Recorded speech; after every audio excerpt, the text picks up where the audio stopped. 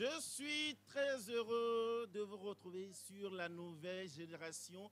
Merci pour votre fidélité sans cesse renouvelée à la 93.5. Vous savez que le rendez-vous, c'est chaque jour, de lundi à vendredi, à partir de 11 heures sur votre radio, la 93.5. 5 août 1997, 5 août 2025, il y a de cela 28 ans que les ondes de Canal FM ont commencé par vous visiter. Pas à pas, la 93.5 s'est imposée dans le paysage médiatique togolais comme l'une des radios les plus écoutées à travers ses émissions et d'autres prestations. De Tocoin Hôpital en passant par Décon et Tocoin Protestant, actuellement dans l'immeuble de Campos à Ranukopé, Canal FM continue de vous prouver sa proximité à travers ses différents programmes. Dans le cadre de cette célébration, ce matin, nous animons nos émissions depuis le marché de Ranukopé. Cette émission publique sera animée également dans d'autres marchés, à savoir le marché de Kakaveli, le marché de Baie et le marché d'Anero. Vous l'aurez compris, nous animons cette émission spéciale Club de la Presse sur l'anniversaire de Canal FM. Nous parlerons d'autres sujets liés à l'actualité dans cette émission Club de la Presse de ce mardi 5 août 2025. Bienvenue au club. Pour la coordination de l'émission de ce jour, Michel Kokou Vitor Betomega est à la mise en onde. Géraud Dakuta assure la mise en onde. Thomas était aussi d'Ateviette au niveau de la technique à la base de la radio. Je suis Pascal Lossou au micro. Comme toujours, vous nous suivez en direct partout au Togo grâce à nos radios partenaires, Radio Lumière à Nero, Radio La Paix à Takwame, Central FM à Sokodé, Sky FM, nous sommes à Badou, Radio Daoula Bassa, Sama FM à Niamtougou et puis Radio Courtoisie à Dapon. Vous avez aussi ce privilège de nous suivre également sur nos différentes plateformes digitales, à savoir notre chaîne YouTube et aussi notre page Facebook. Vous pouvez aussi nous suivre sur nos radios partenaires en ligne, Ibn Radio et Radio Les Bénin. Club de la Presse, vous le savez très bien, c'est le décryptage, l'analyse, le débat sur l'actualité de notre pays, le Togo, et du continent africain et aussi du monde entier. C'est avec mes confrères journalistes en studio, avec moi, confrères journalistes. Aujourd'hui, bien sûr, nous sommes au mardi. Isidore Akolo, bonjour. Bonjour Pascal, bonjour à nos chères mamans du marché de Ranukopé. Et bonjour à toutes et à tous. J'espère que vous allez bien. Togolaisement bien. Togolaisement bien, ça se comprend. Pour l'occasion, nous avons, je vous l'annonçais même hier, nous avons un invité spécial. C'est bien Sas Innocent Garou. Sas, bonjour. Guten Tag, good morning, shalom, assalamu alaikum, bonjour. Je comptais les noms pour savoir si ça allait atteindre alors les 26. Non, là c'est les salutations. Pour les noms et prénoms, j'en suis encore en 26, mais comme je suis une matière vivante, peut-être que d'ici demain, un nouveau nom pourra venir s'y greffer. D'accord, ça fait plaisir de vous avoir dans cette émission, puisque vous aurez à partager avec nous dans cette émission tout ce qui concerne surtout la radio, et puisque vous êtes l'un des acteurs clés de la radio, surtout de Radio Canal FM. Vous avez animé cette émission Club de la Presse pendant beaucoup d'années, et donc nous allons en parler dans cette émission Club de la Presse d'aujourd'hui. Merci d'avoir accepté notre invitation. Non, Pascal, à un moment, je fus un acteur clé de Canal FM, mais ça fait 20 mois que ma voix ne se fait plus entendre sur les ondes. Tu en connais la raison, les auditeurs aussi sûrement. Mais je dois te remercier de cette invitation qui me permet aujourd'hui une forme de renaissance. Ça fait 20 mois que je suis coupé des micros. Le micro qui me manque terriblement, chaque jour, du lundi au vendredi, quand il sonne 11 heures, mon cœur fait bing, bing, bing, bing, bing. Mais Dieu merci, tu maintiens la tradition. Je te remercie, toi également, et tous les confrères qui tiennent fidèlement à la tradition de 11 heures. Je vous dis merci à vous toutes et à vous tous. Merci beaucoup, Sas Innocent Gaou, pour avoir donné même d'ailleurs la main à un jeune comme Pascal. Et c'est à vous quand même de nous le dire si justement Pascal est en train justement de relever ce défi que vous lui avez confié. Le jeune comme Pascal Lossou, dont j'attends qu'il devienne beaucoup plus grand que moi. Merci beaucoup, ça c'est innocent. Gaou, confrère journaliste qui est invité également pour cette émission, c'est Esaïe Edo. Esaïe, bonjour. Oui, bonjour Pascal, bonjour auditeurs, auditrices, bonjour à tous ceux qui sont actuellement dans le marché de Hanukopé. Et bonjour spécialement au doyen Sass, qui, je l'avoue, c'est lui qui m'a invité pour la première fois au Club de la Presse. Et aujourd'hui, par la grâce de Dieu, je me retrouve à ses côtés et certainement qu'on va échanger ensemble sur les sujets. Cette fois-ci, ce ne sera plus lui qui va me poser des questions, mais on va débattre ensemble. Tout à fait. Merci beaucoup, Esaïe Edo, d'avoir accepté notre invitation. Encore un autre confrère qui est invité pour cette occasion, c'est bien Jean-Luc assis à Collé. Jean-Luc, bonjour. Bonjour Pascal. J'espère que vous allez bien. Je vais très bien, je rends grâce à Dieu. J'en profite pour saluer les bonnes dames du marché de Hanukopé, pour saluer également les confrères, comme l'a dit Edo tout à l'heure. Écoutez, je tire chapeau à Sass, qui effectivement m'a aussi invité à cette émission la toute première fois. Et aujourd'hui, je me retrouve encore avec lui et je lui tire chapeau. Et également à notre aîné, Isidore Akolor, qui est également avec nous, je le salue aussi. Voilà, je rappelle que vous êtes chargé de communication de la mairie Golfe 4 et nous sommes justement dans Golfe 4. Vous aurez certainement votre mot à dire par rapport à cet anniversaire de Radio Canal FM. Bien sûr. Puisque nous avons délocalisé, comme vous le savez déjà, nous avons délocalisé nos émissions pour cette occasion. Nous sommes dans le marché alors de Hanukopé. Hanukopé qui est sous la direction justement de la mairie Golfe 4. Et merci d'avoir accepté notre invitation. Merci, partagé. Alors, je reviens à Sass, Gaoussas. Bien sûr, quand on parle alors de Radio Canal FM, d'abord pour vous, que représente cette radio?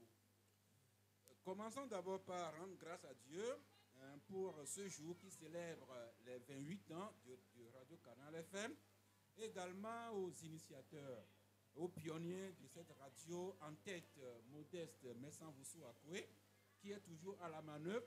Mais au début, il y a 28 ans, Modeste avait autour de lui des amis qu'on ne pourra pas toujours citer ici, mais nous pensons à eux. Ils ont mis en terre une graine qui a germé et qui devient aujourd'hui cet arbre Canal FM qui compte 28 ans et qui a des succursales un peu partout au Togo et qui anime des émissions suivies dans le monde entier. Ceci étant dit, j'aurais souhaité vraiment que Modeste lui-même soit à cette émission pour nous rafraîchir comment l'idée a été germée il y a 28 ans. Je vous rassure, il sera là. Il sera là. Oui. Eh bien, moi, je me suis joint à l'aventure en avril 2007. Il y a de cela 18 ans que j'ai joint l'équipe Canal FM quand il venait de déménager de Décon à Hanukopé ici. À ce moment, je ne puis pas manquer d'avoir une pensée à l'équipe que j'avais trouvée autour de Modeste. Alors, à la rédaction, il y avait Patricia Adjisekou, qui est toujours là, mais il y avait aussi Marius Ator, qui officie maintenant sur les antennes d'une autre radio. Il y avait également Alphonse Ken Logo, qui se trouve aujourd'hui au Canada, sur une radio là-bas également. Et il y avait aussi notre cher ami Yves Dossou-Leblanc, qui est toujours là également aujourd'hui à la rédaction. Mais à la technique, il y avait notre cher Venceslas Bogakou Doyor, qui maintenant officie sur une autre antenne. Il y avait également une dame qui malheureusement a disparu du circuit. C'est notre chère Sylvie Ziga. Là où elle est, si elle nous écoute, j'ai une pensée pour elle. Et puis au secrétariat, il y avait le brave Adama. C'était l'équipe réduite là que j'avais trouvée en mars-avril 2007, quand j'avais joint l'équipe autour de Modeste Messanvoussou Akoué. Et comme je l'ai dit, certains sont allés se faire vendre ailleurs, mais ceux qui continuent à tenir la tradition de Canal FM, je leur tire mon chapeau au propre et au figuré. Et aujourd'hui, il y a toute une jeune équipe dans la radio, dont toi, Pascal Komilosou, et d'autres également au programme, à la rédaction, à l'animation, à la technique, avec Victor Tomenga, avec notre cher ami Kiki Viceho Sosa, Gérard Kodjo Akucha et Thomas à la régie, à toutes ces équipes, également au secrétariat avec Françoise Aïa Gomassou et toute son équipe. Il faut penser à toutes ces personnes-là, les saluer, les remercier et également les exhorter à toujours faire plus, parce qu'aujourd'hui, Canal FM, c'est un monument de la presse togolaise, un monument national et qui exige davantage de professionnalisme, davantage de spécialisation et davantage de crédit pour continuer à mériter la confiance de ces millions d'auditeurs qui nous suivent au Togo et dans le monde entier. Merci beaucoup d'avoir fait justement cet aperçu de la radio, c'est-à-dire depuis que vous êtes venu en 2007, vous l'avez si bien dit. Alors, ça, aujourd'hui, quel est ce bilan qu'on peut faire de ce parcours? Peut-être, oui, depuis, il y a de cela 18 ans que vous avez connu la radio. Quel est peut-être ce bilan que nous devons faire? Le bilan, nous devons laisser le soin aux auditeurs qui nous écoutent d'esquisser ce bilan. Mais ce dont il faut se réjouir, c'est que Canal FM, la radio elle-même est là. Et la graine que je suis venu apporter, c'est le Club de la Presse. Cette émission Club de la Presse que nous avons démarré en avril 2007 et qui survit aujourd'hui, 18 ans après, c'est un mérite. À ce moment-là, tu permets, Pascal, que j'ai une pensée pour les tout premiers amis, confrères que j'avais autour de moi. L'un de ces anciens, c'est notre cher Isidore Sassou Atialo Akolo, qui est ici. Mais il y a d'autres également qui ont un peu disparu des ondes. Je passe à notre cher ami Dima Djikodo, du Forum de la Semaine. Je pense également à Zeus Kobiaziadouvo, le directeur de la Liberté. Je pense également à un ami qui, m'a-t-on dit, est parti aux États-Unis ou bien au Canada. C'est Noël Glissou, qui était à Golf Info. C'était les tout premiers confrères qui avaient pris ce risque-là de venir au studio, de débattre. Et puis avec le temps, les anciens s'en allant comme Abbas Michaela Saïbou du journal Le Regard et bien d'autres. Je ne saurais tous les citer, mais comme les yeux, je ne dirais pas les vieux, mais les anciens passaient progressivement la main. Alors nous avons eu l'idée d'inviter des jeunes dont Isaïe qui est à nos côtés ici, Marc Abouflan qui a commencé avec nous et qui est maintenant à l'international, Didier Komiasoba, et Thierry Afanoukwe, et Lomati Chogwe, et bien d'autres, qui fait que, comme disent nos amis du Ghana, le royaume de Koumassi, là, passez-moi le royaume de Koumassi. Oui, les Ashanti, voilà. Okum à Pimbiba, ça dit que 1000 ont beau tomber, 10 000, 100 000 sortiront de terre pour continuer à faire prospérer cette émission, le Club de la Presse. Alors, je t'ai passé le flambeau. Depuis janvier 2024, tu fais un bon travail, mais il faut toujours faire mieux en matière de professionnalisme, en matière d'équilibre du plateau, par les invités que tu as à tes côtés, par les thématiques que tu choisis également, parce que le Club de la Presse, nous l'avons pensé, Modeste et moi, comme une plateforme pédagogique. Tu sais, je suis venu à la presse par l'enseignement. Tout à fait. Donc le Club de la Presse se voulait à l'origine et se veut toujours une émission pédagogique qui donne la voix à tous les Togolais, à toutes les Togolaises, de différentes options politiques, de différentes philosophies, de différentes écoles. Et le Club de la Presse peut compter à son actif que nous avons reçu à ce studio différents acteurs. Nous avons eu des ministres du gouvernement, nous avons eu des leaders de l'opposition, nous avons eu des chefs de file de la société civile, nous avons eu des enseignants-chercheurs, nous avons eu des fondations, nous avons des religieux de tradition. Sans oublier les femmes de marché. Tout le monde a sa place au club de la presse et à l'animateur que tu es aujourd'hui, veille à préserver cet héritage-là, que tout le monde puisse avoir la liberté de venir débattre au club de la presse. Tout ce que nous demandons, c'est l'élégance dans le ton. On peut critiquer sévèrement, mais sans verser dans les injures abjectifs et faire l'effort donc d'assumer ses propos et puis avoir du respect pour ceux dont nous parlons. Et puis la maison togolaise se portera mieux. C'est notre credo au club de la presse. Tu as le flambeau, garde-le et jusqu'à ce que tu le transmettes aussi à quelqu'un d'autre demain. Merci beaucoup, Sas Gaou. Je pense quand même que c'est un flambeau justement tel que vous l'avez signifié, que vous nous avez remis. Et nous essayerons toujours alors de le préserver pour que du moins, pour ce qui concerne le débat contradictoire, soit toujours préservé. Merci. Ce flambeau qui ne devra jamais s'éteindre. Tout à fait, tout à fait. Isidore Akolor, vous avez suivi Sas Gaou dans le bilan présenté tout de suite pour ce qui concerne alors la radio Canal FM et aussi l'émission Club de la Presse.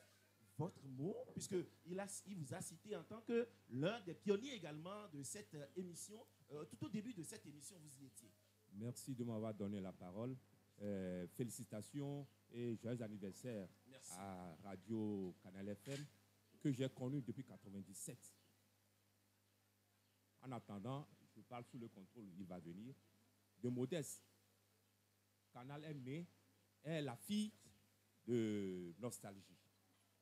C'était en 1997.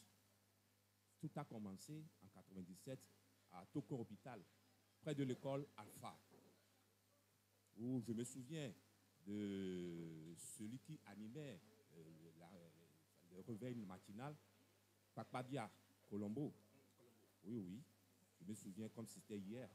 Et après, comme c'était exigu et dans un coin, j'ai cru comprendre qu'on a déménagé à Décon. Et c'est de Décon que finalement, après, ils se sont déplacés à Rankopé. Voilà l'historique que je connaisse de Radio Canal FM.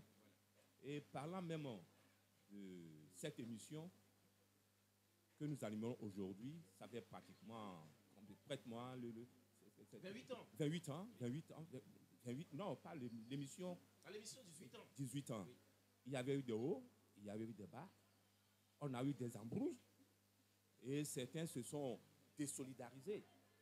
Ça, je passe sous le contrôle de l'animateur principal, SAS.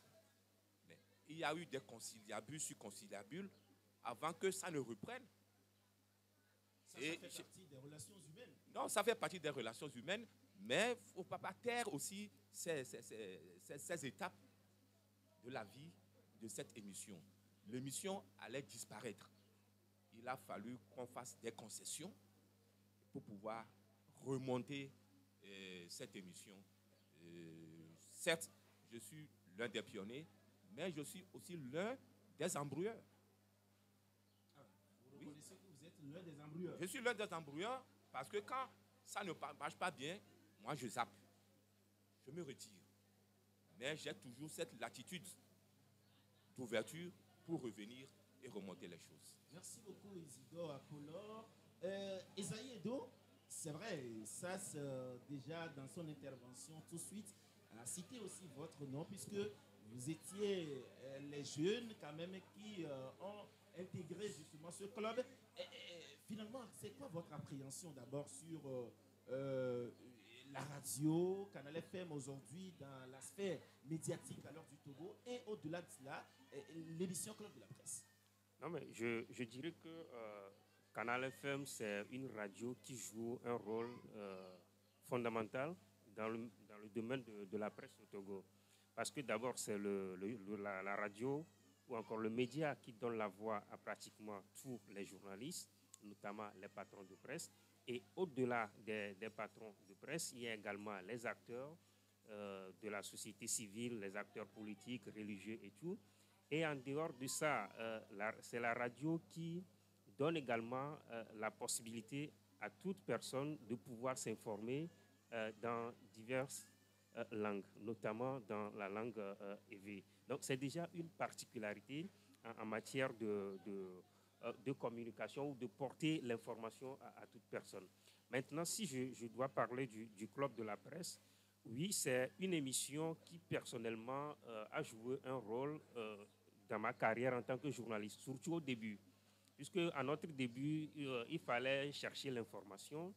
Donc, il faut écouter les aînés, voir comment les aînés analysent l'actualité et s'inspirer de cela pour écrire des papiers.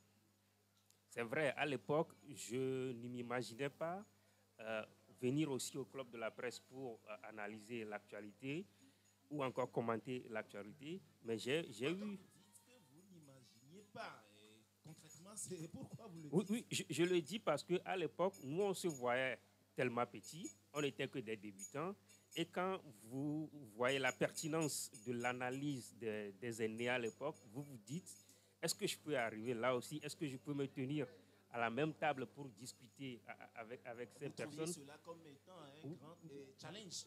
Oui, un grand challenge. Et puis, c'est comme un autre monde qu'on ne pouvait pas approcher à l'époque, nous autres.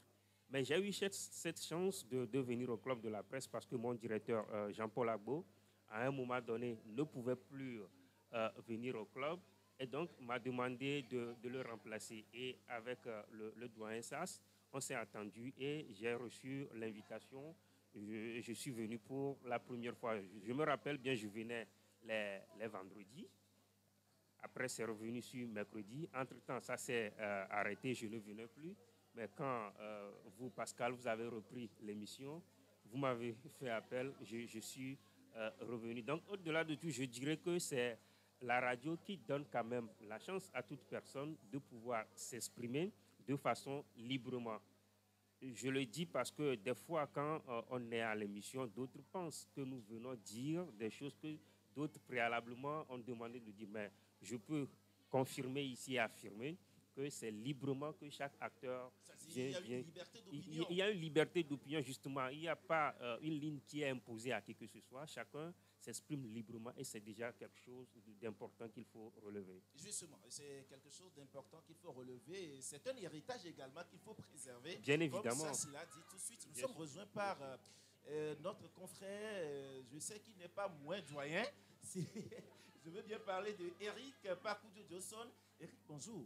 Bonjour Pascal, bonjour chers amis auditrices et auditeurs de Canal FM, chers confrères présents au studio, je vous salue. Alors, toutes mes excuses pour ce retard parce que je me perdais un tout petit peu. Puisque je sais que ce n'est pas dans votre habitude. Oui, tu ne m'as pas donné une indication pour être là, mais quand même, j'y suis. L'essentiel c'est pas que grave. vous êtes là. Merci beaucoup pour l'invitation et je revois ça tout content. Hein, je suis vraiment content de le revoir encore parmi nous.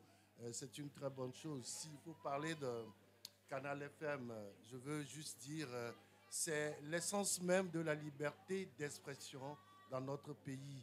Puisque sur Canal FM, tous les acteurs, qu'ils soient politiques, économiques, sociaux, quel que soit votre domaine d'activité, tout le monde passe sur Canal FM. Et je voudrais appuyer ce que vient de dire mon jeune confrère par rapport à cette liberté-là que nous avons de nous exprimer, de parler, de dire ce que nous pensons. Et certains ont l'habitude de dire qu'on a payé certains journalistes pour venir raconter n'importe quoi. Je voudrais vous dire, personne n'est payé pour venir à cette émission. Vous savez, ça, je dis souvent, il est un coureur de pantalon, pas coureur de jupon, parce qu'il a l'habitude de nous appeler, de nous suivre, et il fait tout pour que tout le monde soit quand même là pour dire un mot sur l'actualité nationale et internationale. Je voudrais le féliciter pour avoir tenu pendant tout ce temps, avant de quand même céder la place à Pascal, pour continuer cette émission que je dis, ma foi, est la meilleure aujourd'hui sur l'échiquier médiatique national. Bon, pour peut-être finir, toi-même tu sais, pour peut-être finir, je voudrais dire merci à tous ceux qui ont eu à participer, ne serait-ce qu'une seule fois, à une émission sur Canal FM. Vous apportez quand même quelque chose à la liberté d'expression dans notre pays. C'est vrai, il y a eu des hauts et des bas. Isidore, le taquin, celui qui trouble les fêtes tout le temps, il a dit, il a relevé lui-même. Tu recommences. Pardon. Tu recommences. Je pense que c'est bon. Tu recommences. Je pense que c'est bon, allez-y. Et donc, c'est une très bonne chose. C'est la richesse que nous avons dans notre pays. Et je souhaite que cela puisse se perpétuer dans le temps. D'accord, merci beaucoup, Pascal, oui, mais si tu permets, non, juste un mot. Je m'en voudrais de ne pas citer un nom. Oui. Dani Aïda. Dani Aïda, voilà. Oui. Qui est aujourd'hui à l'international. Oui, qui est l'un des pionniers de cette radio et qui m'a toujours motivé à participer à des émissions. Ça, je m'en voudrais de ne pas le citer. Merci beaucoup. Et je m'en voudrais aussi de ne pas dire un truc très intéressant. Vous savez, le journal L'Union a l'habitude de porter des articles sur l'économie. Et pendant longtemps, Sass, il m'appelle, il dit « Eh oh, Eric, tout le temps je fais politique, tout le temps je fais société, mais l'économie là, il faut venir me dire quelque chose. » Et c'est comme ça, il a réussi à me faire arriver à l'émission. D'accord, j'espère que cette fois-ci, il n'y a personne quand même qui dirait encore quelque chose à part...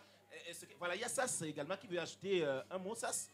Non, le club de la presse, je le disais, c'est un monument et je te prie de tout faire pour le préserver à seulement deux conditions. Voilà, c'est le professionnalisme et l'équilibre. Ce sont ces deux aspects qui nous ont permis d'avoir à notre studio du club de la presse des ministres d'État, des ministres aussi bien hommes que femmes, des chefs, des leaders de l'opposition. Ceux qui sont là, ceux qui nous ont devancés, ils ont tous défilé au club de la presse. Nous avons eu également le porte-parole, nous avons eu le porte-parole des forces armées togolaises au club de la presse.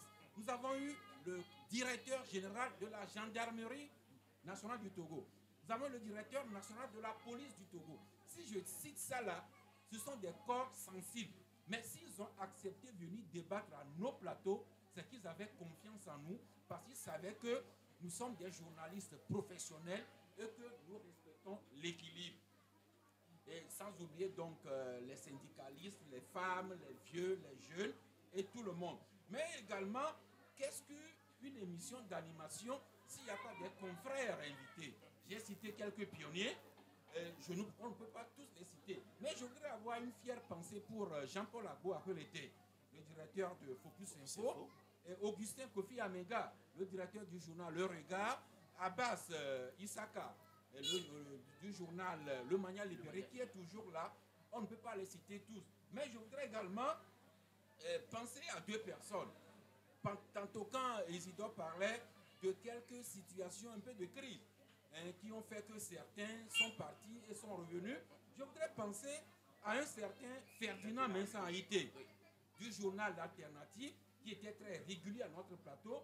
Je voudrais penser également à un ami, Abi Alpha Isotou, de leur rendez-vous, qui malheureusement tarde toujours à revenir. Je te prie, recherche le numéro de Abi Alpha, invite-le. Sa place est toujours au club de la presse. Et puis, que dire de ceux qui nous ont quittés, les confrères défunts, Lucien Messan Djossou, Alirou Morou Tchakala, Dominique Essodina Aliziou, Sam Anas Djobot Teterou, Elias Munkali et notre cher James Pounake. Je ne peux pas les citer tous, mais depuis là où ils sont, comme ils sont devenus lumière, parce qu'en Afrique, les mondes ne sont jamais morts. S'ils nous écoutent, qu'ils continuent à nous inspirer et que cette émission dure et génère de jeunes, de plus en plus de jeunes, qui vont succéder à Isaïe, à Didier et bien d'autres. Et n'oublie surtout pas les femmes. Les femmes ont toujours été un peu absentes. Aujourd'hui, il y a notre chère amie Estelle Koudjonou qui se hasarde au débat politique, mais également la directrice de Ambrosine Mémédé, Savoir News. Également un aspect, c'est la spécialisation. Aujourd'hui, les gens savent que lundi, au club de la presse, on parle politique, Mardi, on parle culture. Mercredi, on parle santé. Jeudi, on parle encore politique. Et jeudi et vendredi, on s'ouvre sur le week-end et la semaine à venir. Je t'en prie, ce flambeau, à le maintenant, diversifie-le pour que davantage de rubriques se retrouvent au Club de la Presse. Merci beaucoup, Sas Gaou. Alors, rapidement, dans cet anniversaire, nous sommes accompagnés par des structures. Il y a Coris Bank qui nous accompagne et nous appuie. Et donc, Coris Bank est à notre table ici, chez nous. Nous avons ici, bien sûr, un représentant, bien sûr, de la directrice du réseau des agences. C'est M. Adeve Kokouvi Edem. M. Adeve, bonjour.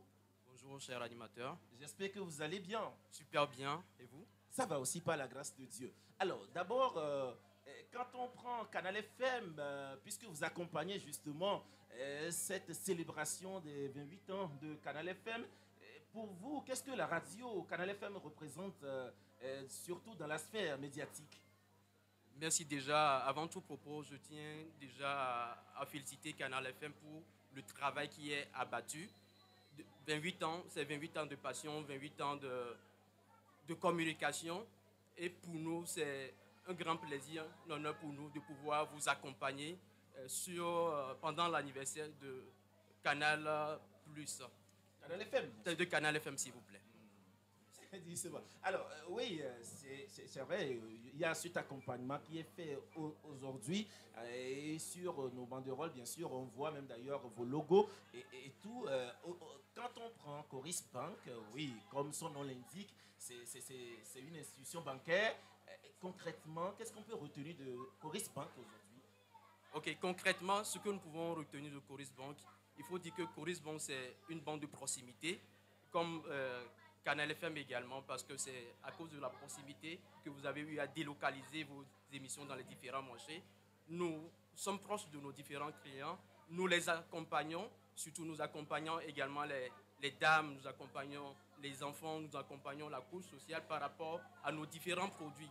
Donc lorsque nous parlons de produits, aujourd'hui nous avons des produits très alléchants que nous mettons à la disposition de toutes ces populations-là. En produit, nous pouvons parler aujourd'hui d'un produit Coris Dada, qui est un produit qui est mis à la disposition des dames, parce que nous supposons et nous affirmons que ces dames sont des dames qui nous tiennent vraiment à cœur, qu'il faut les accompagner. Donc nous leur permettons de pouvoir ouvrir un compte et de pouvoir épargner leur fonds sur ces comptes-là. Outre cela, nous avons également des comptes kits qui sont destinés aux enfants de 0 à 17 ans. Vous avez un enfant et vous désirez réaliser des projets pour le compte de cet enfant-là dans l'avenir, l'accompagner sur le plan scolaire.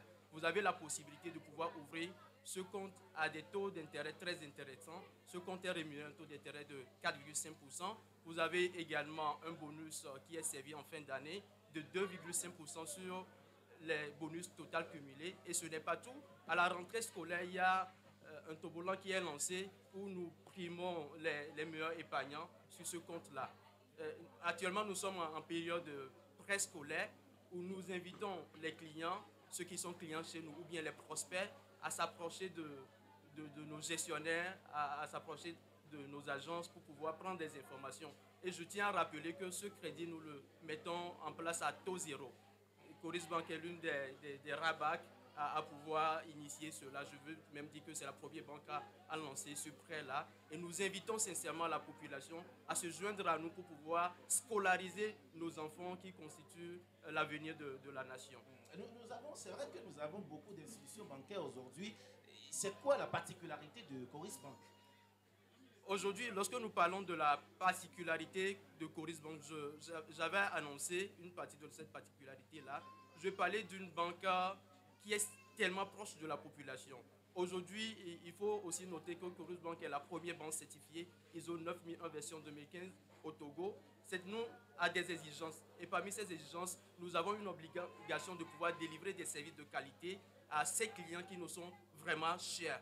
Et nous avons également mis des dispositions en place pour pouvoir satisfaire ces clients-là. J'avais parlé de crédit à taux zéro préscolaire. Ce crédit, lorsque vous approchez de nous, nous mettons ce crédit en place au bout de 24 heures.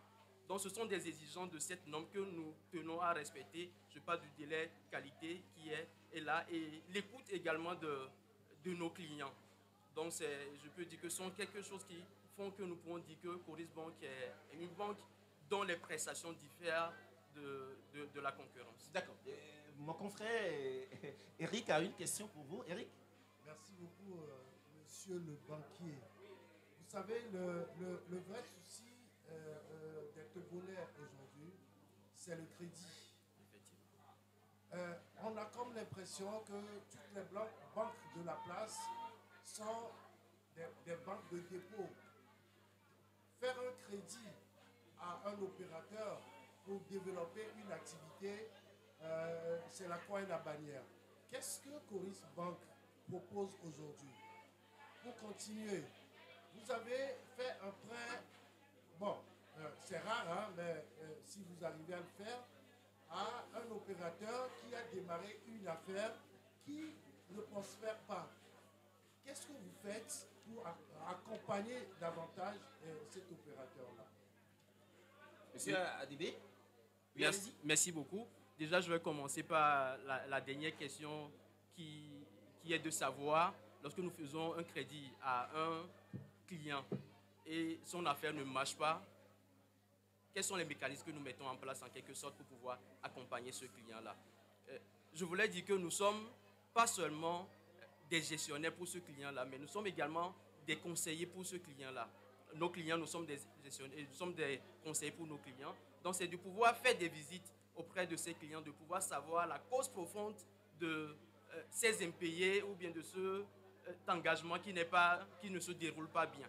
Donc, lorsque nous discutons avec le client, peut-être qu'il y a des événements de la vie du client que nous ignorons, nous portons l'information, nous échangeons avec le client et ensemble, nous arrivons quand même à trouver une solution, soit reporter les échéances ou bien proposer d'autres facilités au client pour lui permettre de pouvoir réaliser réellement son activité. D'accord, merci beaucoup. Le temps. La première question. La dernière question. La première question, c'est de savoir les clients qui viennent à nous, qu'ils ont des difficultés. Okay. Les crédits. Voilà. Ok.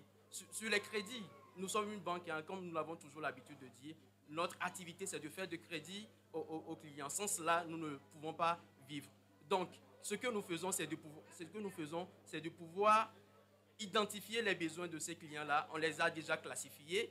Et lorsque nous les classifions, nous identifions les besoins réels de ces clients-là. Une fois ce besoin identifié, nous avons des produits qui sont adaptés à ces clients que nous commercialisons, que nous mettons quand même à la disposition de ces clients. C'est vrai que notre temps nous talonne, mais Isidore, vous avez... Juste quelques secondes, parce que nous sommes dans une émission de grande écoute. Je vais poser cette question-là.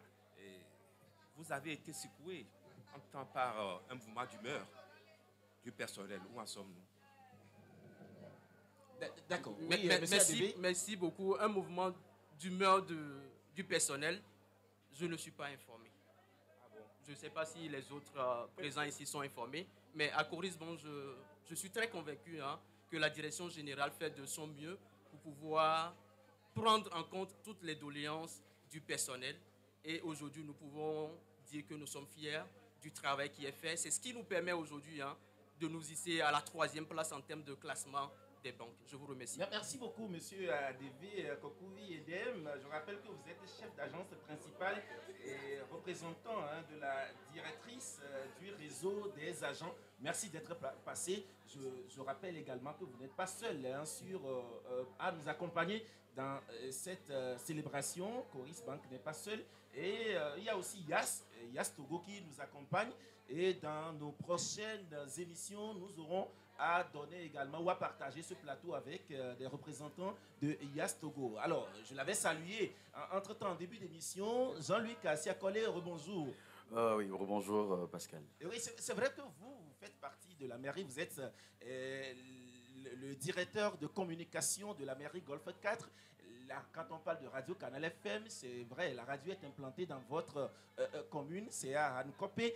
Alors, d'abord, quelle est votre appréhension sur les prestations de Radio Canal FM? D'abord, avant Oui, de, votre de- appréciation, bien sûr. oui, avant de répondre, je voudrais d'abord, je me perds, je ne sais pas si je dois porter la toge de journaliste ou celle de chargé de communication, mais je pense que celle de chargé de communication va l'emporter. Et c'est d'ailleurs pour ça, dans cette même élan, que je voudrais d'abord vous souhaiter la bienvenue au nom du conseil municipal de la commune du Golfe 4 et au nom de monsieur le maire, monsieur Jean-Pierre Fabre, et au nom de la directrice de ce marché, vous souhaitez à tous la bienvenue parce que vous êtes sur notre territoire. Et maintenant, pour revenir à ta question, je dirais que Canal FM, c'est un vieux de la vieille. Canal FM, Isidore l'a dit tout à l'heure, c'est depuis 97. C'est l'une des filles, je crois, de Canal+, qui est devenue légende, après Nostalgie et légende. Et donc, Canal FM vient de très loin. Et je dirais, en tant que chargé de la communication, Canal FM, c'est un partenaire à la mairie du Golfe 4, puisque d'ailleurs, vous êtes sur le territoire de la commune du Golfe 4, et vous êtes un partenaire. Et je peux quand même dire que Canal FM, dans nos échanges, a été très sérieux envers nous. C'est une radio que nous avons toujours appréciée à la commune du Golfe 4. D'abord pour le travail qui est fait et pour le sérieux que la radio, en tout cas, présente. Moi, en tant que chargé de la communication, je dirais que c'est vrai, je suis passé par Canal FM plusieurs fois et on a eu à solliciter Canal FM sur plusieurs dossiers. Et je ne peux dire que, bon, je ne voudrais pas faire des jaloux, mais c'est l'une des meilleures radios, en tout cas de la commune du Golfe 4.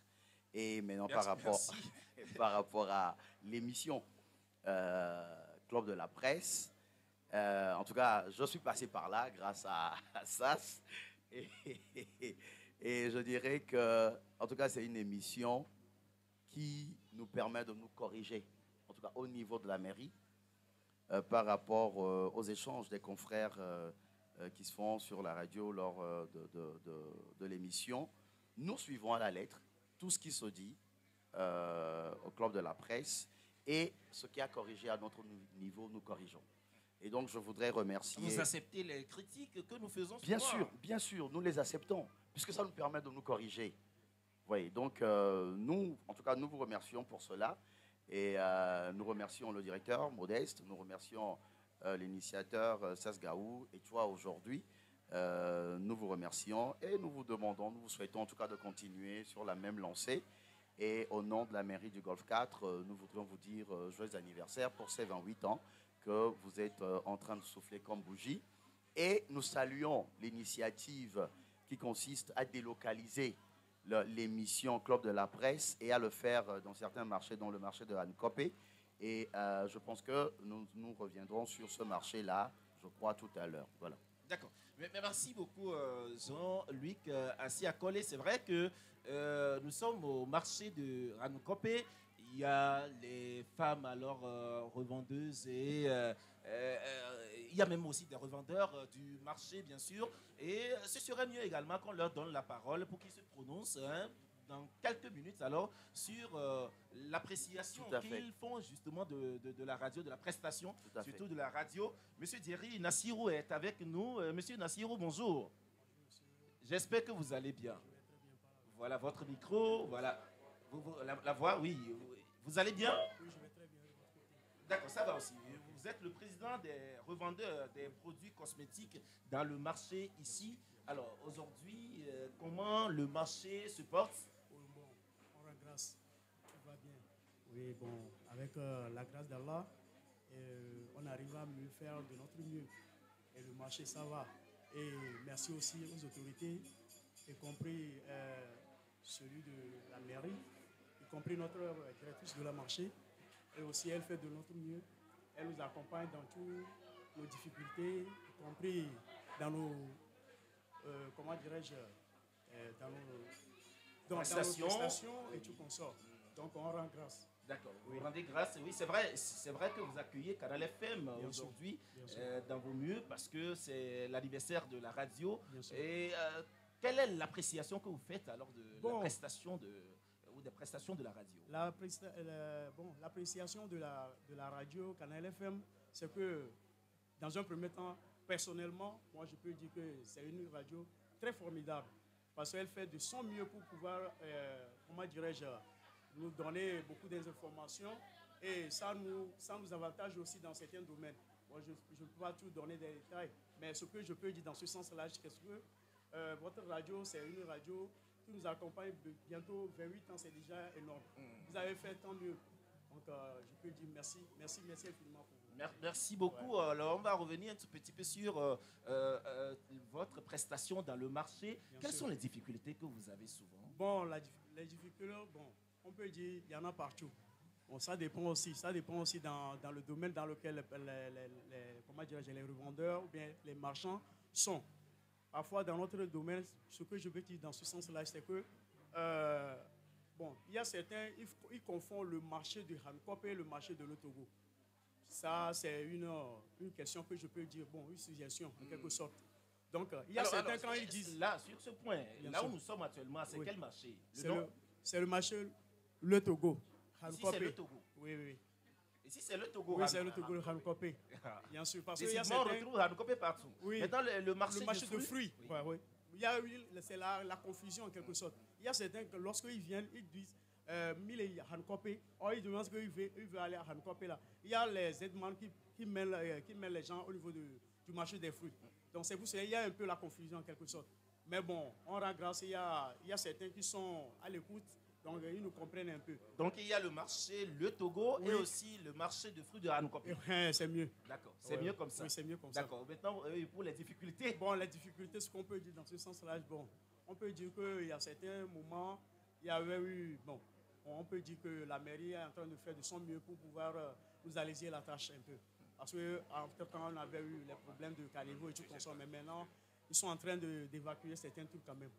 Et quelles sont vos suggestions? Bon, nos suggestions, bon, ce qu'on peut dire qu'ils n'ont qu'à continuer dans cet élan. Parce qu'ils sont en train quand même. Ils sont en train. On ne peut pas dire qu'ils ne font pas. Ils le font de leur mieux quand même. Oui. D'accord. Pascal, merci. Oui. Au fait, Hancock ne s'arrête pas seulement à ce que vous voyez. Hein. Bien sûr. C'est jusqu'au rail.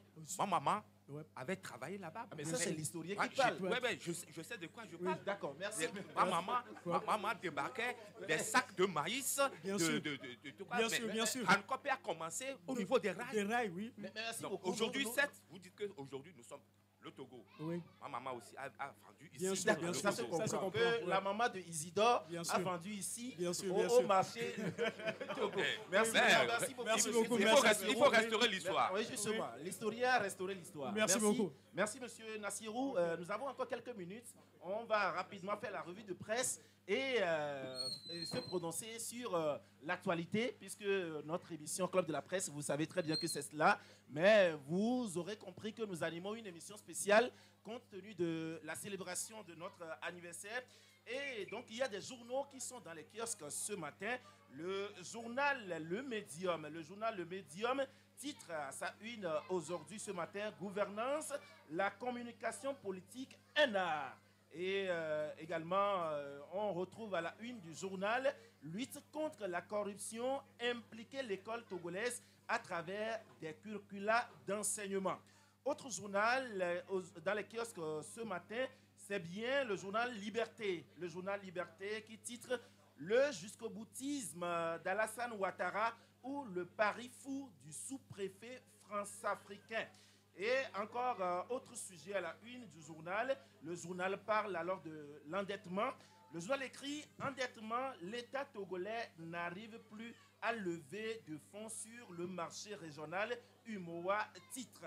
Et à la suite, on lit aussi « Ni paix, entre guillemets bien sûr. Dans le nord du Togo, l'état d'urgence dure depuis 3 ans ». Autre journal dans les kiosques, c'est le journal Le Bâtisseur. Le journal Le Bâtisseur qui revient sur l'opération Togo Propre et écrit « Mobilisation citoyenne autour de l'opération Togo Propre dans la commune du Togo du Golfe 1. Le maire Gomado et le préfet Agodan ont nettoyé les abords du 4e lac ». Il y a dans les kiosques ce matin le journal Équipe aussi qui revient justement sur des sujets sportifs. Au-delà du journal L'équipe, nous avons le journal L'Union. Le journal L'Union, dont son directeur de publication est avec nous sur ce plateau. Le journal titre à la une: Assainissement des finances publiques réduit l'endettement de 7 points à 54,6% du PIB d'ici à 2026. Autre journal également dans les kiosques, j'ai retrouvé entre-temps le journal Le Correcteur.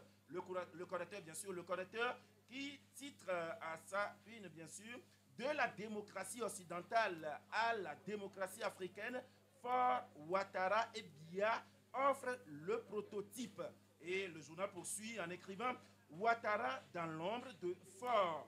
Et le journal revient également sur la lutte contre la corruption et écrit lutte contre la corruption dans les curricula d'enseignement et de formation à l'école. 650 millions de francs CFA pour entretenir le folklore. Ok, alors nous allons, je vais donner la parole à mes confrères sur le plateau de se prononcer rapidement sur l'un ou l'autre sujet écrit aujourd'hui par des journaux parus bien sûr ce matin. Eric, là je sais que vous allez revenir certainement sur ce que vous avez écrit déjà sur l'assainissement alors des finances publiques. Eric? Alors je reviens un peu sur le titre de mon collègue Liberté qui a titré quand même que le Togo n'arrive plus à lever de fonds dans l'espace UEMOA. C'est pour dire que cela fait également partie de cet assainissement des finances publiques dont nous parlons dans notre journal. Aujourd'hui, nous sommes à presque à 59% de notre PIB. Et cela, il faut forcément le réduire pour que le pays puisse encore être bancable sur le plan international. À ce titre-là, je crois que le ministre en charge des Finances et de l'Économie, M.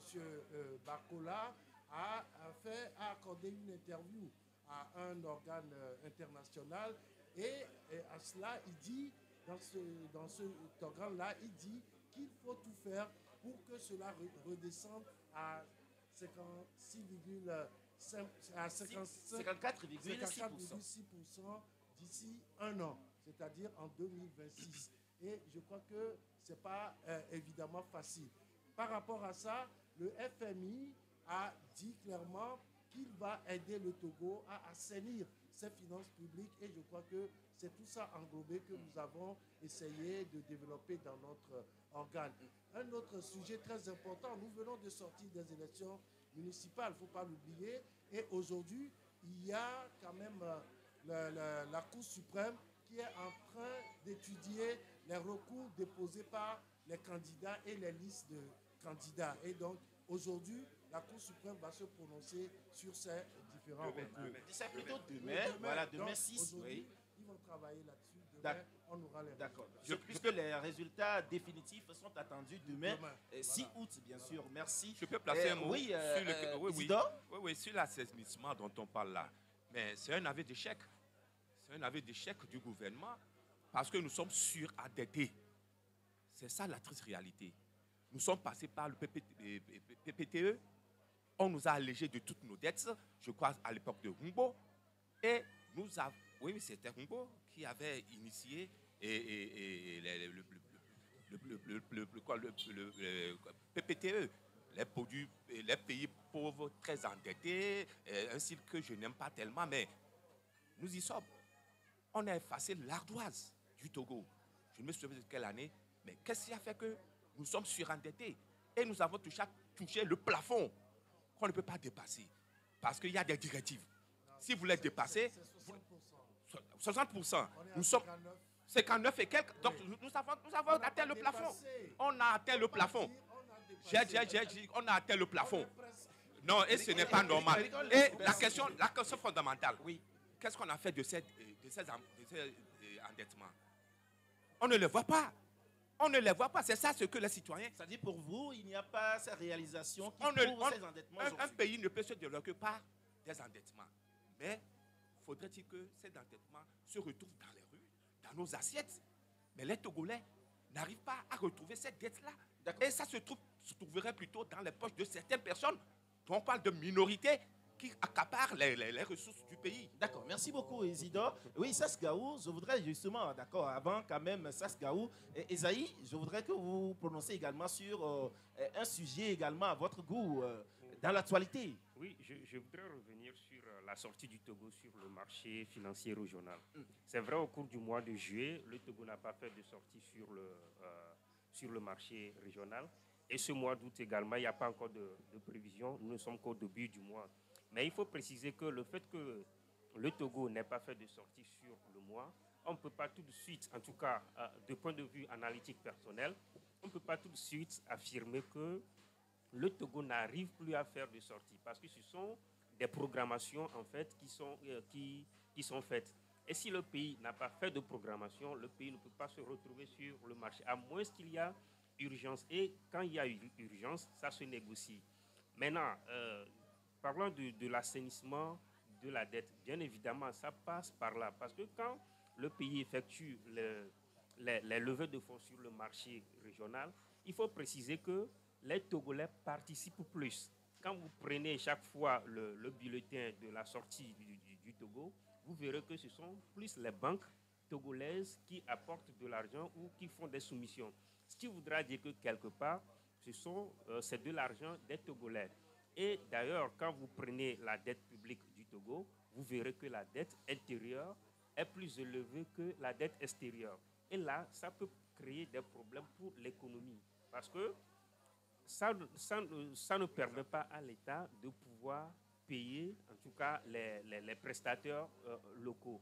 C'est là où le problème se pose. Donc, l'assainissement, oui, ça passe par là. Et je pense que le pays doit justement continuer dans cette lancée. Parce qu'il y a des entrepreneurs qui font des prestations à l'État. Et puisque la dette intérieure est élevée, l'État n'arrive pas à financer, à payer les entrepreneurs locaux. Et ça agit énormément sur l'économie. C'est ce qui fait qu'aujourd'hui, nous disons que nous ne voyons pas les réalisations avec la dette que le pays contracte.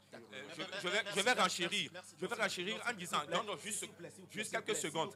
Il y a des entreprises qui ont des bons, il y a des entreprises qui ont des bons. Merci Isidore, merci, puisque nous n'avons plus assez de temps. Alors, je vous donne aussi la parole. Vous allez vous prononcer sur un sujet de votre préférence, bien sûr, mais sans oublier quand même que dans l'actualité, il y a aussi l'intervention du ministre des droits de l'homme, Adrovi Pacôme, qui fait aussi débat ou qui est dans l'opinion depuis un temps. Si vous voudrez bien quand même vous prononcer aussi sur ce sujet. Les problèmes économiques, nous avons ce studio un banquier de Coris Bank. La question était de savoir ce que Coris Bank est en train de faire pour financer l'économie par les crédits. On l'a écouté. Et il y a également la question de l'endettement, avec un plafond qu'on risque d'atteindre et qui nous limiterait dans nos opérations, les marchés régionaux et internationaux. Et tout cela revient le financement de l'économie.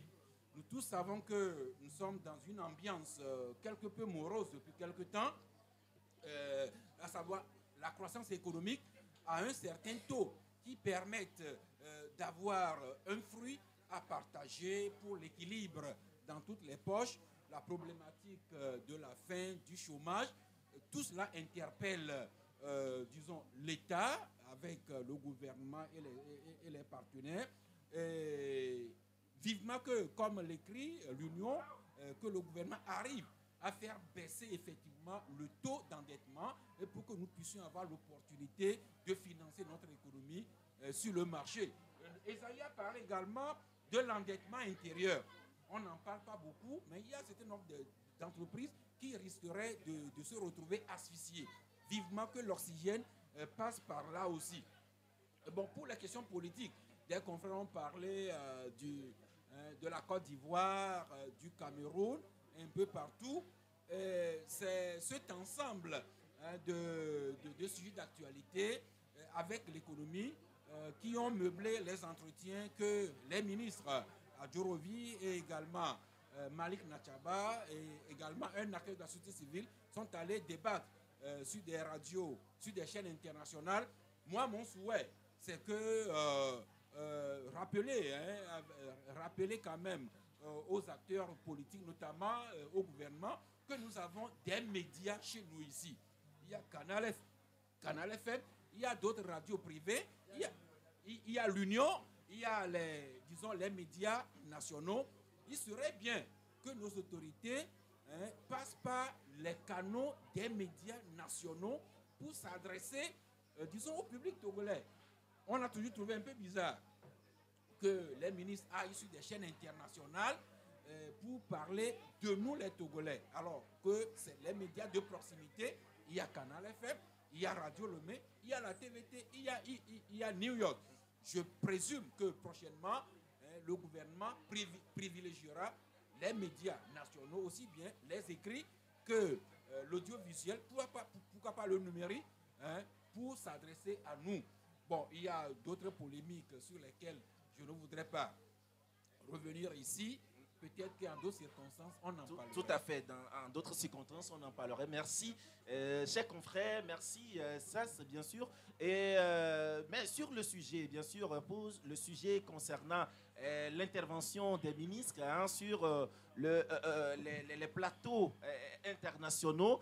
Esaïe, vous, à votre niveau, comment vous appréciez justement ces interventions?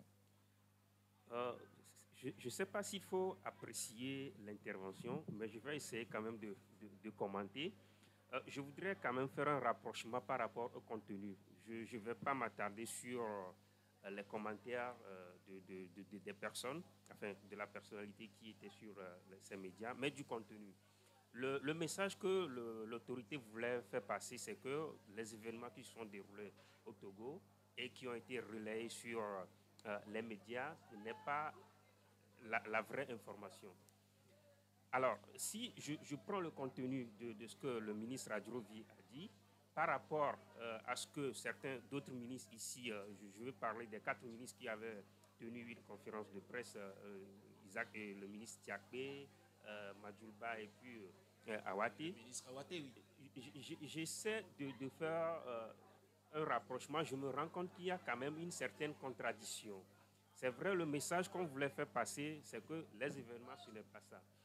Je me rappelle quand j'ai écouté le ministre de l'administration territoriale, il disait que les images que nous avons vues, on n'a pas vu le début des images. On a vu que là où les forces de l'ordre bastonnaient les populations. Si tel est le cas, ce qui voudra dire que quelque part, on est en train d'affirmer qu'effectivement, il y a cette réalité. Mais quand d'autres ministres vont sur les médias pour dire que non, ce n'est pas une réalité, il y a eu déjà une contradiction. Au même moment, je crois que c'est le ministre Tiakbe qui a essayé de démontrer que ce sont des images générées par l'IA. C'est vrai, ce n'est pas toutes les images. Donc si je prends cela aussi, ça rentre en contradiction. Il y a le ministre Bahara qui a accordé une interview au journal Le Point. Et là encore, le ministre Bahara affirmait que oui, que personne ne peut nier ce qui s'est passé, mais il faut voir la réalité en face. Ce qui voudra dire que quelque part aussi, on reconnaît qu'effectivement, il s'est passé quelque chose. Et donc, s'il y a dans le même gouvernement, il y a certains qui reconnaissent, mais qui apportent quand même une certaine nuance, et qu'au même moment, il y a d'autres qui essaient de ne pas reconnaître, là, je dirais qu'il y a une contradiction. Et je pense qu'en matière de communication de crise, je n'ai pas de leçon à donner à qui que ce soit, mais j'oublie l'auteur qui dit qu'en matière de communication de crise, il ne faut pas alimenter la polémique. Mais ici, avec cette sortie de ces ministres qui étaient à l'extérieur, on alimente davantage la polémique que d'apporter une certaine information pour peut-être dire en tout cas la part de vérité de l'État. On alimente plus la polémique. Et je crois que sur ce point, on risque de ne pas vite sortir de cette situation. D'accord. Isidore, vous, comment vous appréciez l'intervention de ces ministres à l'international? Non, je prends la balle au bon. Là où Esaïe a chuté, la communication de crise est un art. Et si vous n'avez pas cet art, il ne faut pas oser. Le silence vaut mieux que d'aller débiter, excusez-moi, des âneries. Des âneries On ne va pas parler quand même des âneries. Non, je dis excusez-moi le terme, mais c'est ça. Ça, c'est l'épithète que je vais donner à cette sortie. Mais ils sont dans le déniement carrément des faits. Vous avez vu comment on les a malmenés? Moi, ça me fait pitié de voir un ministre, mon ministre, être malmené par une journaliste comme ça. Mais vous dites, vous parlez, la journaliste parle des faits. La journaliste est factuelle. Et vous déniez les faits. On ne peut pas communiquer en période de crise comme ça. C'est une communication de crise qui a fait pchi. Ça a floppé. Et je ne sais pas comment on va envoyer des gens là. Mais on doit les coacher. On doit les coacher. Ce que nous faisons ici, mais les gens pensent que c'est donné à tout le monde. Hein. Non, c'est un art. Mais si tu veux mentir, il faut savoir mentir. Donc, si tu mens. Maintenant, si tu veux mentir, il faut savoir mentir. Mais ceux qui sont en train... Donc, tu ne m'écoutes pas. Non, vas-y. Oui, oui. Donc, sur la forme, d'abord, quand tu vois, comment appelle-t-on, les gestuels, la télé, c'est toute une chaîne, hein, les gestuels. Donc, ça fait partie de la communication. De la communication. Et tu renfognes la mime. Ça veut dire que, bon, tu n'es pas sûr de ce que tu dis. Et tu n'as même pas eu le temps de pouvoir déballer ou faire passer ta communication. Et tu t'énerves. Je parle d'Adjovi. Mais ce qu'il a fait là, c'est une honte nationale. C'est une honte nationale. Maintenant, venons à mon ami. Et qui votre ami? Et maître Gilles Benoît Fangbedi. Mais je dis tout seul qu'il a retourné sa veste. D'accord. Eric, votre appréciation? D'abord, je voudrais dire, sur la forme, hein, oui. Quand on parle de la forme déjà, c'est que c'est des médias, on est allé sur des médias qu'on a sanctionnés au Togo. Ça, c'est un fait qu'il faut soulever. C'est-à-dire la télévision France 24, France 24 qui est sanctionnée, mais je peux mettre ça sous le pont d'une stratégie de communication. Maintenant, dans le fond, ce que j'ai remarqué, et personnellement, ça m'a rassuré, en réalité, c'est de ne pas chercher à enflammer la situation. Quoi qu'on dise, quels que soient les propos qui ont été tenus par les envoyés de l'autre côté là-bas, je n'ai entendu personne réitérer ce conflit-là, mais ils ont essayé de dire deux choses. La première, c'est qu'il y a eu des manifestations. La seconde, c'est que ces manifestations-là ont été appelées par des Togolais de la diaspora. Ça veut dire qu'il y a une situation qu'il faut régler. Et donc, à leur niveau, je pense, Esaïe parlait de communication, de crise. Oui, ici, qu'est-ce que vous voulez faire? Est-ce que vous voulez que ce qui se passe là, que ça s'arrête ou bien que ça continue? Il faut déjà penser à ça. Maintenant, si vous voulez ça, qu'est-ce que vous donnez à l'autre? Est-ce que vous voulez dialoguer? Est-ce que vous voulez discuter? Est-ce que vous voulez dire aux autres que ce que vous êtes en train de réclamer est légitime? Nous prenons ça en compte.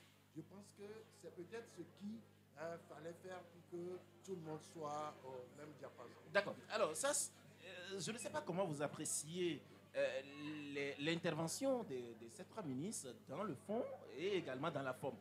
Concrètement, qu'est-ce que vous pouvez dire? Est-ce que pour vous aussi, ça a été peut-être raté tel que Isidore l'a dit? Non, j'ai commencé à dire au début que, personnellement, j'aurais préféré que les ministres interviennent sur des médias nationaux. Nous en avons quand même une bonne. Nous avons des journaux écrits, nous avons des radios, nous avons des télévisions, même numériques. Je trouve un peu bizarre que le gouvernement ait choisi d'aller à l'international pour parler des problèmes qui nous préoccupent et dont nous débattons au jour le jour. Bon, maintenant, pour le contenu, il y a ce que Eric a dit, qu'on peut relever. Une évidence, le même pays quand même qui sanctionne des médias internationaux et que des gouvernements, disons des membres du gouvernement aillent s'exprimer sur l'actualité, sur les mêmes médias. Il y a de l'incohérence? Bon, je laisse la responsabilité de l'incongruité à ce qui a conduit à cela. Et je présume que aussi bien les ministres qui sont allés faire les émissions que le gouvernement dans son ensemble reste ouvert aux réactions qui émanent d'ici et de là et qu'on saura apprécier à l'avenir. Mais moi, je suis de la presse togolaise et mon vœu, c'est que le gouvernement soit le premier consommateur de nos médias et nous tous, nous y gagnerions. D'accord. Oui, Esaïe, c'est vrai que sur la question des miliciens et c'est autres, ou sur la question de répression, et que parlant alors des milices et tout, c'est vrai, on a posé la question au ministre Paco Madrovi sur France 24 et également sur TV5 Monde. Mais c'est vrai qu'il est resté un peu évasif. Alors sur cette question, est-ce que ça veut dire que ça a été plutôt une stratégie de communication? Une stratégie de communication, je ne pense pas. Parce que la question des milices est une réalité en fait. Et quand il s'agit d'une réalité, je ne pense pas que ce soit une stratégie. Une réponse aurait été plus intéressante. Parce que là, quand vous voyez l'interview, pendant que la journaliste posait la question, il y a les images qui passaient en même temps. Ce qui voudra dire qu'il y avait déjà eu une certaine documentation. Maintenant, je ne sais pas si le ministre ne s'était pas préparé ou encore il ne sait pas s'il faut donner une réponse qui va alimenter davantage la polémique ou si effectivement il ne sait pas. Mais si, tel qu'il a dit qu'il n'a pas connaissance, je pense que là, ça crée plus de problèmes parce que c'est une réalité que nous connaissons nous tous. Je pense qu'à l'époque, quand on avait posé la question au ministre Yark, il avait parlé de groupe d'autodéfense. Ce qui voudra dire qu'au moins, il s'est trouvé une réponse à la question. C'est pour cela, je ne sais pas qui a parlé de l'impréparation. Il n'y a pas eu de préparation pour la personne qui va sur le média. C'est vrai que chez nous ici, quand vous avez une interview avec un ministre ou encore avec une autorité publique, vous lui envoyez d'avance le protocole. Je ne sais pas si ça a été le cas de l'autre côté. Si ça n'a pas été le cas, je pense que c'est le moment où encore les autorités doivent tirer le son pour que les prochaines fois, ils se préparent. Parce que ces genres de questions sont des questions qui arrivent.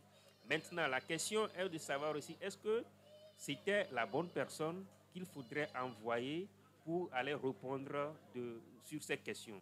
Nous savons que dans le gouvernement, il y a le porte-parole ou la porte-parole du gouvernement. Ministre de la Communication. Ministre de la Communication. Maintenant, s'il y a un ministre de la Communication et qu'on envoie un autre ministre qui n'est pas directement responsable de la communication du gouvernement, alors il y a aussi cette question qu'il faut se poser. Est-ce qu'on est en train de remettre en cause la compétence de tel ou tel? Qu'est-ce qui s'est passé? Et on sait aussi qu'il y a, dans un passé récent, il y a certaines personnes qui sont plus sur les médias pour répondre de ces questions. On n'a plus vu ces personnes-là, ces ministres-là. Alors, est-ce qu'on est en train de préparer une autre personnalité, d'autres personnes pour aller répondre? D'ailleurs, quand nous prenons les 4 ministres qui avaient tenu la conférence de presse, c'est des personnes qui, autrefois, n'intervenaient pas sur ces questions-là. Quand je prends le ministre Yakbe, il est de l'enseignement. En réalité, il n'y a pas un lien direct pour que ce soit lui qui aille répondre à de pareilles questions. Mais c'est ce qu'on a vu. Maintenant, la question de savoir, est-ce qu'il y a problème de compétences entre griffes au niveau du gouvernement pour répondre sur ces questions? Oui, mais Isidore, c'est vrai que sur la question de répression, et quand on parlait alors des miliciens, c'est vrai, le ministre demandait plutôt à la journaliste de lui montrer les preuves. Est-ce que finalement, il n'est pas dans son rôle? Je vais te citer ce qu'on a appris en journalisme. Les faits sont sacrés. Le commentaire est libre. Et ça c'est une règle fondamentale du journalisme. Oui. Et ça s'applique tous les sens, dans toutes les étapes. Il faut toujours s'en tenir à ça. Le fait est sacré. La journaliste parle des faits. Et toi, en tant que responsable des droits de l'homme, ministre des droits de l'homme, qui devait connaître de ces situations, tu es évasif. Non, je suis désolé de le dire. Il a traîné l'image du Togo dans la boue en disant ça. Et quitte à la journaliste de lui rappeler que le président de la République d'antan, qui est devenu aujourd'hui président du Conseil, avait reconnu les faits. Et on parlait de groupe d'autodéfense. Par contre, Adjourouvi ne peut pas nous servir ce plat indigeste. Voilà, c'est ce que moi je reproche. Je parle de l'impréparation.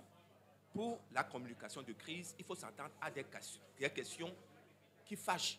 Vous avez vu les questions qui sont posées, ce sont des questions fermées. Tu réponds ou tu ne réponds pas. Il n'y a pas lieu de faire des commentaires. Et il est tombé dans le piège, il est tombé dans le panneau. Et je suis désolé, ça n'honore pas le pays. On a mieux à servir que ça. Il suffit seulement de reconnaître que oui, il y a eu des gens qui ne sont pas des corps habillés, qui se sont joints et ont tabassé les gens dans la rue. Mais on verra à ce que ça ne se répète plus. Il y aura plus de polémique à la place du ministre. Oui, il n'y aura plus de polémique. C'est toi le ministre. Non, ce n'est pas moi le ministre. Mais il a raté son job. Et pourquoi tu oui, mais Eric, est-ce que vous avez aussi l'impression que le ministère est rentré justement dans le piège de la journaliste? Non, mais la journaliste a posé une question et Isidore disait une question fermée. Et donc, il aurait pu dire, bon, à ma connaissance, je n'en connais pas, point barre. Mais aller développer, montrer-moi, tout ça, c'est ça qui a fait un peu rater la réponse. Mais je dis, moi, c'est le ministre Adjourouvi qui a parlé. Hein. C'est lui qui dit qu'il ne connaît pas de miliciens. Mais pourquoi lui en vouloir? Lui, il a dit qu'il n'en connaît pas. Donc, maintenant... En tant que ministre des droits de l'homme? Lui, il a demandé des preuves à la journaliste. Là où il a un peu fauté. Mais je serais à la place de la journaliste que j'allais lui demander à lui aussi de me montrer la preuve qu'il n'y en a pas. Avant de lui faire la démonstration au contraire de ce qu'il voulait dire. D'accord. Oui, ça c'est vrai. Nous allons, je pense, notre temps est déjà évolué. Nous allons clôturer même d'ailleurs cette émission ou mettre fin à l'émission. Si vous avez un mot de la fin pour que, puisque nous allons faire le dernier tour de table rapidement. Non, en la matière, je voudrais seulement revenir au titre du confrère Le Médium. Je crois qu'il a titré que la communication gouvernementale politique est un art. Est un art. J'espère que cet article sera lu au niveau approprié et qu'on en tire, disons, les conclusions qui s'imposent. Seulement, ce qui est important, il y a Isidore qui parlait tantôt de cohérence. Il est important que de la lettre A jusqu'à Z, qu'on reste cohérent dans sa logique. Puis je rappelais tantôt que ce que beaucoup de Togolais ont retenu, c'est d'abord qu'il y a quelque temps, la haute autorité de la communication, la HAC, a sanctionné des médias à l'international et que des membres du gouvernement, toujours pendant que le Togo n'est pas encore sorti totalement de la situation actuelle, que des membres aillent s'exprimer sur ces médias interdits, fait suspendus provisoirement. C'est ce qui fait la polémique. Cet aspect m'interpelle personnellement pour ce que vous devez savoir, mais je crois que au lieu approprié, on tirera les conclusions adéquates pour savoir ce qu'il faut dire, disons, aux populations, par quel canal, par quel message, pour que la maison Togo reste toujours ce que nous souhaitons que ce soit pour nous. Merci beaucoup, Saskao. Oui, Isaïe, 30 secondes. Non, un mot de fin, je dirais joyeux anniversaire à Canal FM. C'est un souhait que j'envoie à Canal FM au nom de toute la rédaction de Focus Info. Merci beaucoup, ça nous va droit au cœur. Oui, Jean-Luc Asiakole. Ah oui, je rappelle que nous sommes au marché Hankopé qui a connu 2 incendies. Et suite à ces incendies, la mairie s'est activée pour réhabiliter le marché. Et nous avons construit 12 hangars. Et nous sommes sur le point, et cela se trouve dans le budget supplémentaire actuel, nous sommes sur le point de construire un nouveau marché flambant neuf sur le nouveau site du marché. Et, nous avons également réhabilité beaucoup d'infrastructures, dont la boucherie, le poste de police, les hangars, les cuvettes, etc. Et aujourd'hui, le conseil municipal se prépare à réfectionner les toitures des hangars au niveau des marchés de fruits. Donc, c'est juste pour dire que le marché de Hankopé est en train d'évoluer. Et sous la coupole ou la mandature de M. Fabre Jean-Pierre, ce marché connaîtra encore d'autres réhabilitations d'infrastructures. D'accord, voilà. Merci Jean-Luc.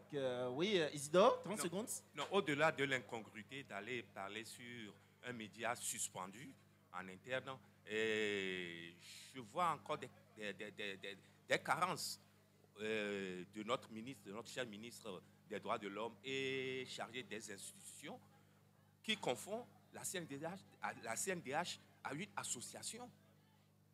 Mais ce n'est pas possible. C'est une honte nationale.